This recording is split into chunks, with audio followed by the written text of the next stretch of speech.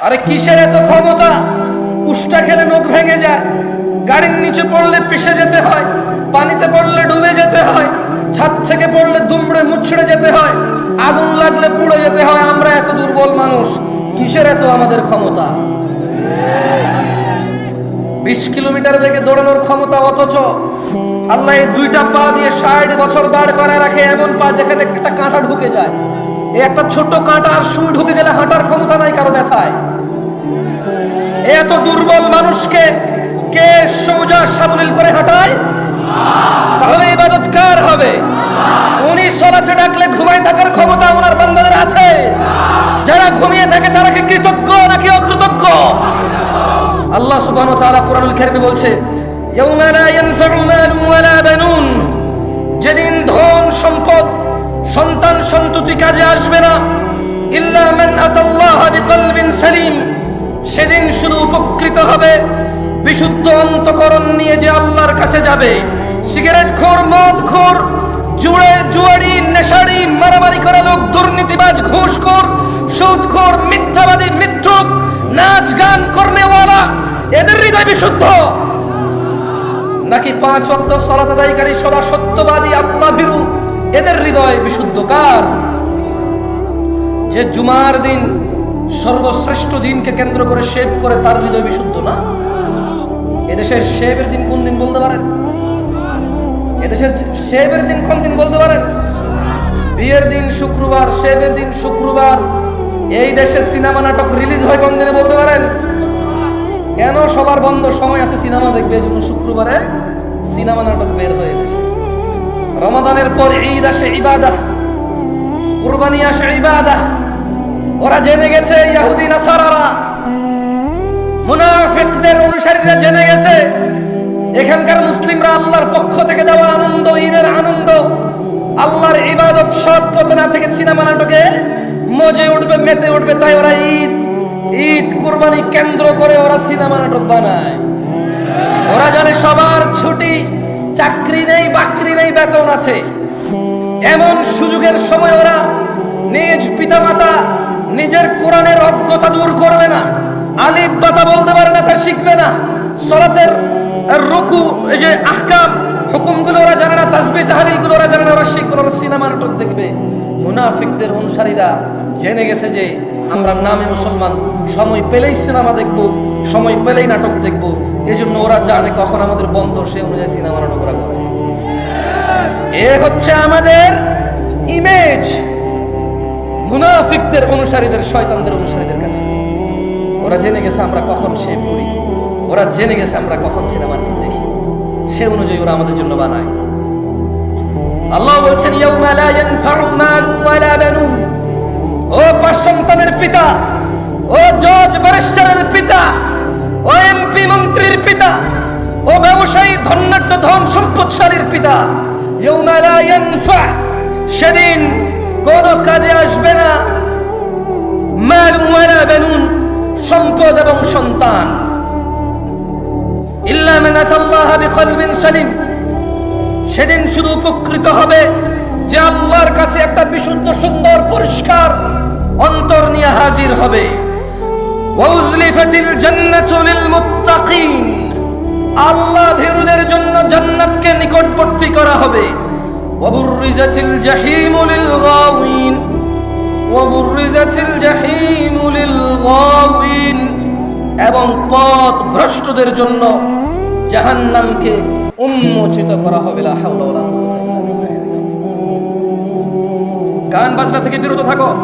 ইয়া শিবাব, হে যুবকরা, আহলুল মুনাফিকদের ফাঁদে পা দিও না।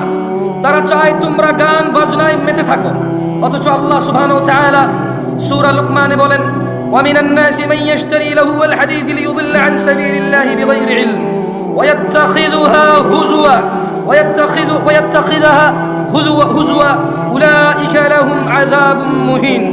আর মানুষের মধ্যে কেউ কেউ আল্লাহর পথ থেকে বিচ্যুত করার জন্য অসার বাক্য কিনে নেয় জ্ঞান ছাড়াই, এবং আল্লাহর দেখানো পথ নিয়ে ঠাট্টা বিরূপে মেতে ওঠে। তাদের জন্য রয়েছে অবমাননাকর শাস্তি। রাসূল সাল্লাল্লাহু আলাইহি সাল্লাম বলেন, আমার উম্মতের মধ্যে আমার উম্মতের কিছু লোক মদের নাম পাল্টিয়ে তা পান করবে, তাদের সামনে গায়িকারা বিভিন্ন বাদ্যযন্ত্র সহকারে গান করবে, আল্লাহ তাআলা তাদের ভূগর্ভে বিলীন করে দেবেন এবং কিছুকে আকৃতি বিকৃত করে দেবেন। ইয়া শিবাব, গান বাজনা থেকে বিরত থাকো। আহলুল মুনাফিকরা চায় তোমরা তোমাদের সুন্দর জীবন ও যৌবন গান বাজনায় মেতে উঠে, গান বাজনায় ভুলে গিয়ে নিজেদের ভবিষ্যৎ, নিজেদের দ্বীন, আখলাক, চরিত্র, নিজেদের জীবনের গুরুত্ব, যৌবন তোমরা বিসর্জন দাও। তারা চায় তারা যেভাবে নাচে সেভাবে নাচো, যেভাবে নাচায় সেভাবে নাচো। তোমরা তাদের অ্যালগরিদমে চলে আসো। তারা আজকে এই গান, কালকে ওই গান, আজকে এই সিনেমা, কালকে ওই সিনেমা, পরশু অমুক সিনেমা চলে আসছে, আসতেছে, আসবে, বানাইছে, বানাবে, বানাতে পারে। তোমাদের একটা চক্রের ভিতরে তারা রেখে দিয়েছে। ইয়া শিবাব, হে যুবকরা, আহলুল মুনাফিকদের ফাঁদে পা দিও না। তারা চায় তোমরা নেশায় মত্ত হয়ে তোমরা তোমাদের জীবনটাকে জাহান্নামের দিকে ঠেলে দাও। তারা চায় তোমরা নেশায় মত্ত হয়ে, নেশায় নিজেকে উজাড় করে দিয়ে, উৎসর্গ করে দিয়ে তারা চায় তোমরা জাহান্নামের নিকটবর্তী হয়ে, জাহান্নামের গভীরে গহ্বরে তোমরা বিলীন হয়ে যাও। তারা চায় তোমরা শয়তানের ফাঁদে পা দাও, তোমরা আল্লাহ দ্রোহিতায় মেতে ওঠো। তারা চায় তোমরা নেশা করে আল্লাহ ও তার রাসূলের দ্রোহিতায় মেতে ওঠো। অথচ আল্লাহ সুবহানাহু ওয়া তাআলা চায় তোমরা সফল হও, সফলতার দিকে আসো। তিনি সুবহানাহু ওয়া তাআলা বলেন, ইয়া আইয়ুহাল্লাযীনা আমানু, হে তোমরা যারা ঈমান এনেছো। কারা কারা আমরা ঈমান এনেছি রবের প্রতি? তাকবীর! ঈমান এনেছি কারা কারা? কার প্রতি ঈমান আনছি? তিনি আরশের মালিক কে? বিচার দিবসের মালিক কে? জান্নাত জাহান্নামের মালিক কে? সুস্থতাকারী কে? রিজিক দাতা কে? আমরা ওনার প্রতি ঈমান আনছি। তিনি বলছেন ইয়া আইয়ুহাল্লাযীনা আমানু। তাহলে আমাদের কি বলছেন? যারা আমরা ঈমান আনছি সবাইকে বলেন যে বেঈমান, মুশরিক, কাফের ওকে বলেনি। তিনি সুবহানাহু ওয়া তাআলা আমাকে, আপনাকে, আমরা যারা ঈমান এনেছি ওদেরকে বলছেন যে ইন্নামাল খামরু ওয়াল মাইসির ওয়াল আনসাবু ওয়াল আজলামু রিজসুম মিন আমালিশ শাইতান ইয়া আইয়ুহাল্লাযীনা আমানু ফাজতানিবু। হে তোমরা যারা ঈমান এনেছো, নিশ্চয়ই মদ, জুয়া, মূর্তি পূজার বেদীয় ভাগ্য নির্ণয় করা তো কেবল ঘৃণার বস্তু, শয়তানের কাজ। ফাজতানিবু, তোমরা এটা থেকে বিরত থাকো, তোমরা এটা বর্জন করো। ফাজতানিবু লাআল্লাকুম তুফলিহুন, মদ, জুয়া এগুলো তোমরা বর্জন করো। লাআল্লাকুম তুফলিহুন, যাতে তোমরা সফল হও। মুনাফিকরা চায় মদ, জুয়া, খেলাধুলা, হাসি তামাশায় আমরা আমাদের জীবনটাকে বিলিয়ে দেই, উৎসর্গ করে দেই। জাহান্নামের অধল নিচে আমরা নিজেদেরকে কি বলে এটাকে, মানে আমরা জাহান্নামের নিম্ন পর্যায়ে পৌঁছে যাই। এটা হচ্ছে মুনাফিকদের চাল। বাবার লজ্জা করে না তার ছেলে বেনামাজ, শ্বশুরের লজ্জা করে না তার মেয়ের জামাই বেনামাজ, মেয়ের জামাই লজ্জা করে না শ্বশুর বেনামাজ, বড় ভাইয়ের লজ্জা করে না ছোট ভাই বেনামাজ, ছোট ভাইয়ের লজ্জা করে না বড় ভাইয়ের সামনে বেনামাজ। সমাজের চেয়ারম্যান, মেম্বার নামাজ চলা অবস্থায় তার জনগণের সামনে সে বেনামাজি অবস্থায় বসে থাকে, অথচ সে জনপ্রতিনিধি। বিচারকের লজ্জা করে না ওই সম্মানজনক জায়গা থেকে সে বেনামাজি। বিবাহের মধ্যে দোষের মধ্যে আসে না যে ছেলে নামাজ পড়ে না, এখানে বিবাহ দেওয়া যাবে না, এটা দোষের মধ্যে পড়ে না। এদেশে ব্যবসা বাণিজ্যের পার্টনারশিপ করার জন্য, চাকরি বাকরি করার জন্য সলাতি ছেলেকে গুরুত্ব দেওয়া হয় না, কারণ এদেশের মানুষ বলে বোরখার ভিতরে শয়তান বেশি, নামাজেরই বেশি। নিজে নামাজ আদায় করে না তো ওই জন্য এটা বলে, অথচ ও জানে না খারাপ আমরা সবাই মুশরিক ও গুনাহগার। খারাপ আমরা সবাই মুশরিক ও গুনাহগার, এটা এক বিষয়, আর মুসলিম ও গুনাহগার এটা আরেক বিষয়। ওকে আমরা বাংলা ভাষায় বয়ান করে বুঝাইতে এখন পর্যন্ত সক্ষম হইনি। গুনাহগার মুসলমান আর গুনাহগার মুশরিক দুটার মধ্যে আসমান জমিনের পার্থক্য আছে। গুনাহগার মুসলমান আল্লাহ শাস্তি দিবে অথবা শাস্তি দিবে না, ক্ষমা করবে, কার ইচ্ছা? আল্লাহর ইচ্ছা। জান্নাতে যাবে, শাস্তি পেয়ে হলেও যাবে। আর বেঈমান গুনাহগার, কাফের গুনাহগার, মুশরিক গুনাহগার, ওর জান্নাতে যাওয়ার কোনো অবকাশ নেই। সলাত, নামাজ যে মধ্যখানের অন্তরায়। নামাজ যে মধ্যখানের অন্তরায়, এটা ওকে আমরা বুঝাইতে ব্যর্থ হয়েছি। ও সলাৎকে সাপ্তাহিক অনুষ্ঠানে পরিণত করেছে। ও পাঁচতলা মসজিদ এজন্য করেছে কারণ জুমায় জায়গা দেওয়া যায় না, ফজরের জন্য করেনি। ধিক্কার এমন পরিকল্পনাকারীর উপর। আমি জামশেদ মজুমদার বলি, সেই মনীয় লজ্জা পাও তুমি। আমি ব্যক্তিগতভাবে বলি, লজ্জা পাওয়া উচিত তোমার। পাঁচতলা মসজিদ তুমি ফজর, জোহর, আসর, মাগরিব, ইশা 5 ওয়াক্ত নামাজের পরিকল্পনা করে করনি, শুধু জুমার নামাজকে পরিকল্পনা করে করেছো। তুমি সলাতুল জুমাকে সাপ্তাহিক অনুষ্ঠান রীতির আওয়াজে পরিণত করেছো। তুমি সলাতকে সপ্তাহের এক ওয়াক্তে গিয়ে ঠেকিয়েছো। সলাত মুসলমান ও কাফেরের মধ্যে পার্থক্য বুঝাইতে অক্ষম হয়েছে তুমি। মসজিদের সভাপতি তুমি নিজেই তো সলাত আদায়। সত্যি কথা বলেন, যারা নামাজ পড়েন নাই তারা তো পড়েন নাই, যারা নামাজ পড়েন তারা একটু হাত তোলেন তো, পড়েন সবসময়। আচ্ছা বলেন তো, টাইলস কি আপনার জন্য জরুরি নামাজ পড়ার জন্য? ফ্যান, এসি, যারা সলাত আদায় করে দরকার নাই। হইলে ভালো, গরম লাগে, ফ্যান চললে বাতাস লাগে, নাহলে ঘামায় যাবে একটু। কার্পেট হলে ভালো, নাহলে ওই যে সিরামিক শক্ত অথবা ফ্লোর শক্ত, হাঁটু অথবা ওই যে পায়ের, এটাকে কি বলে ভাই, পায়ের যে জায়গাটার নাম কি?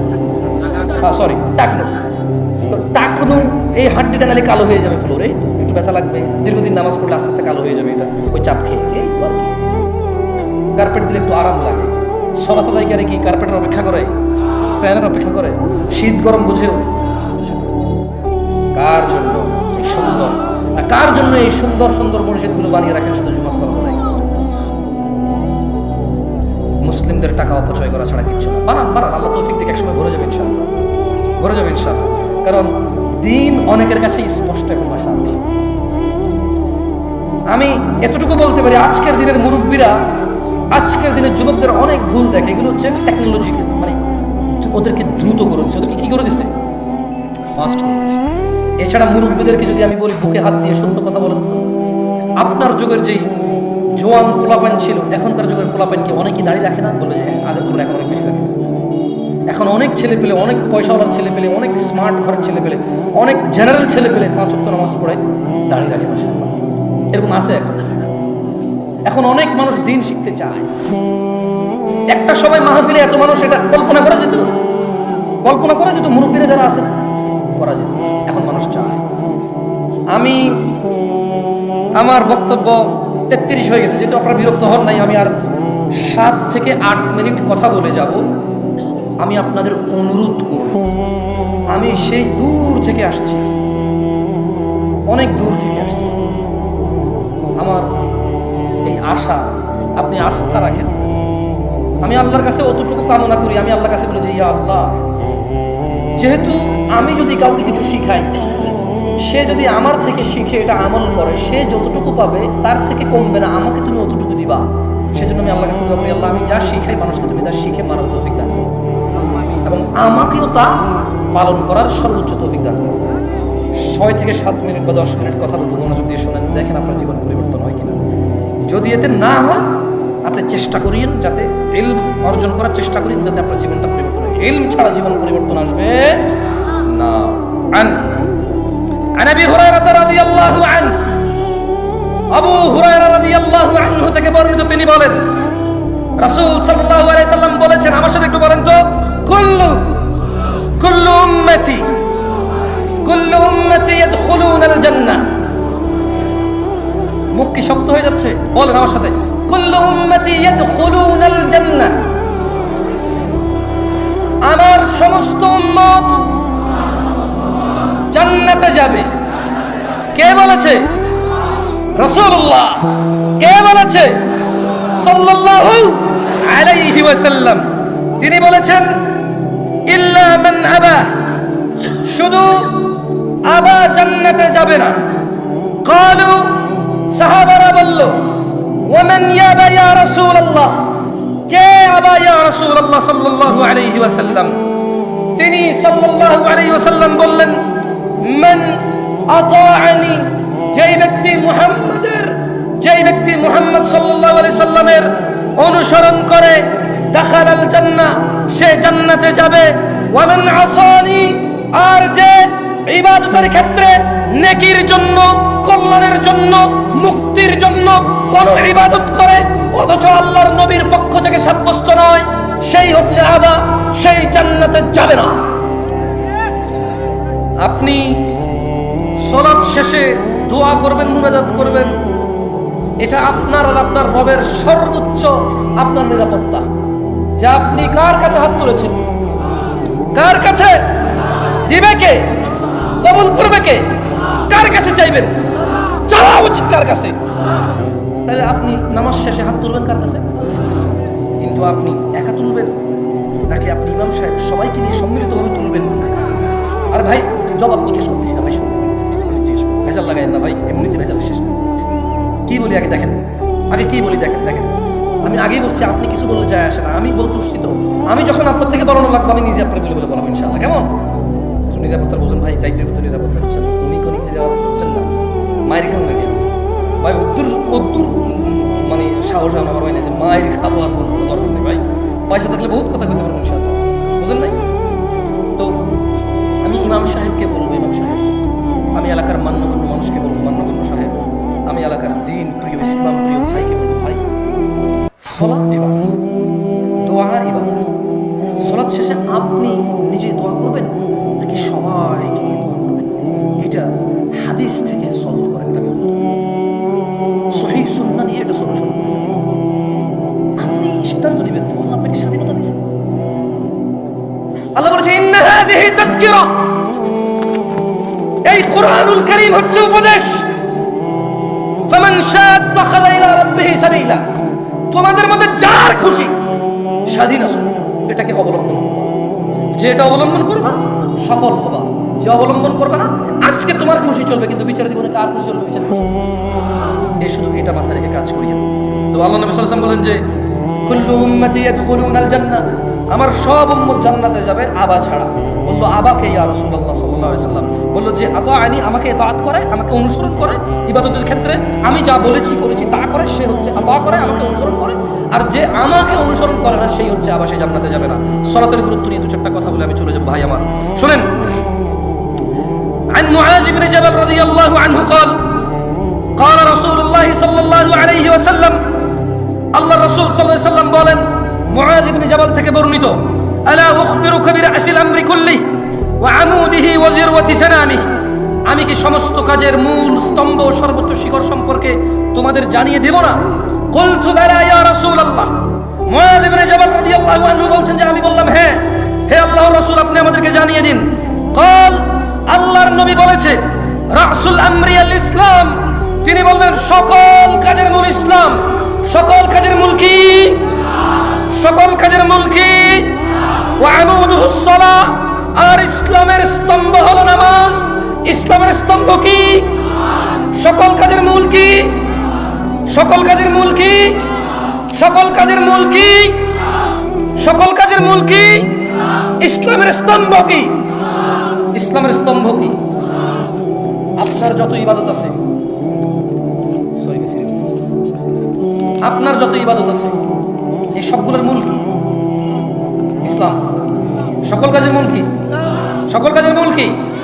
এই এত বড়, ওকে এমন আমুদুহুস সালাহ। আর ইসলামের স্তম্ভ কি? ইসলামের স্তম্ভ কি? স্তম্ভ এগুলো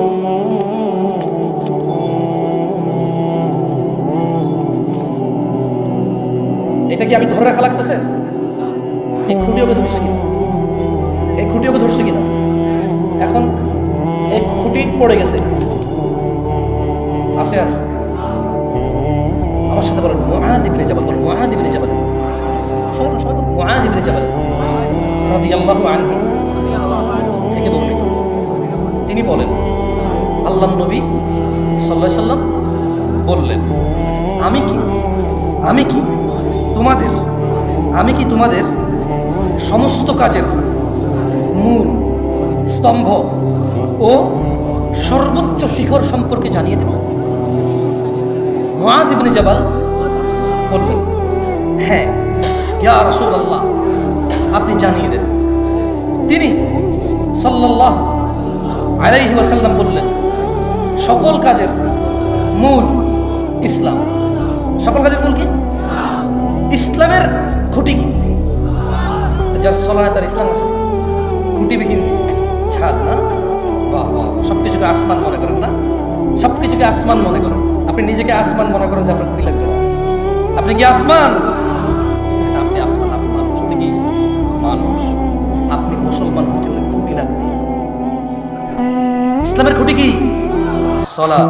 আল্লাহ সুবহানাহু ওয়া তাআলা আমাদেরকে বুঝার তৌফিক দান করুন। দেখেন, আমি একটা হাদিস, আরো একটা হাদিস আপনাকে পড়ে শোনাই। এটা হচ্ছে আন আব্দুল্লাহ ইবনে মাসউদ রাদিয়াল্লাহু আনহু قال, মানে আব্দুল্লাহ ইবনে মাসউদ থেকে বর্ণিত, তিনি বলেন যে সাআলতু নবী সাল্লাল্লাহু আলাইহি ওয়াসাল্লাম, আমি আল্লাহ নবী সাল্লাল্লাহু আলাইহি ওয়াসাল্লামকে জিজ্ঞাসা করলাম, আইয়ুল আমালি আহাব্বু ইলাল্লাহ, আল্লাহর কাছে কোন কাজটি সর্বপ্রিয়? তিনি সাল্লাল্লাহু আলাইহি ওয়াসাল্লাম বললেন যে আসসালাতু আলা ওয়াক্তিহা, আল্লাহর কাছে সবচাইতে প্রিয় হচ্ছে সময় মতো নামাজ পড়া। আল্লাহর কাছে সবচাইতে প্রিয় আমল কি? সময় মতো নামাজ পড়া। বলেন আসসালাতু, জোরে, আসসালাতু আলা ওয়াক্তিহা। আল্লাহর কাছে সবথেকে প্রিয় ইবাদত কি? আসসালাতু আলা ওয়াক্তিহা। সালাত মানুষের গুনাহের কাফফারা হয়ে যায় ভাই আমার। যাই হোক, আমি লাস্ট একটা হাদিস বলে আজকের বক্তব্য থেকে আমি বিদায় নেব ইনশাআল্লাহ। রাত অনেক হয়েছে, আমি জানি আপনারা 30 কিলোমিটার দূর থেকে এখানে আসছেন না? অনেকে 30-40 কিলোমিটার। আমি শুনছি একজন বলছে ভাই রংপুর থেকে আসছে। আমি জানি না এখান থেকে রংপুর, আমি জানি না। এই যে ও হাত তুলল, রংপুর থেকে আসছে। আমি কষ্ট দিতে ইচ্ছুক নই ভাই। আপনারা আমাকে ভালোবাসে আসছেন, আমার উচিত হবে না আপনাকে কষ্ট দেওয়া, কারণ আপনি আমাকে আল্লাহর জন্য ভালোবাসেন। আহাব্বুকুমুল্লাযী আহবাবতানি লাহ, আমিও আল্লাহর জন্য আপনাদের ভালোবাসি। দুইটা হাদিস বা একটা হাদিস বলে চলে যাবে। দেখেন ভাই আমার, আন সাঈদ ইবনে মুসাইয়্যিব রাদিয়াল্লাহু আনহু থেকে বর্ণিত। না কথা বলিয়েন না প্লিজ, একটা হাদিস প্লিজ, কথা বলিয়েন না। এইটা মানে আমি যে এতক্ষণ বলছি যে মুনাফিক মুশরিক হয়ে মরবেন নাকি মুসলমান হয়ে মরবেন, এই হাদিস থেকে বলছি আমি আসলে। যে সাঈদ ইবনে মুসাইয়্যিব রাদিয়াল্লাহু আনহু থেকে বর্ণিত, তিনি বলেন আল্লাহর নবী সাল্লাল্লাহু আলাইহি ওয়াসাল্লাম বলছে যে বাইনানা ওয়া বাইনাল মুনাফিকিন, আমাদের মুসলমানদের, আমাদের মুমিনদের, আমি আর আমার উম্মতের মধ্যে পার্থক্য হচ্ছে, আমি একটু ব্যাখ্যা করে বললাম আর কিভাবে উনি বলেন। উনি বলেছে যে বাইনানা, আমাদের, ওয়া বাইনাল মুনাফিকিন, মুনাফিকদের মধ্যে পার্থক্য হচ্ছে শুহুদুল ইশা ওয়াস সুবহ, ঈশার নামাজ আর ফজরের নামাজ উপস্থিত হওয়া। মুনাফিকরা উপস্থিত হতে পারে না।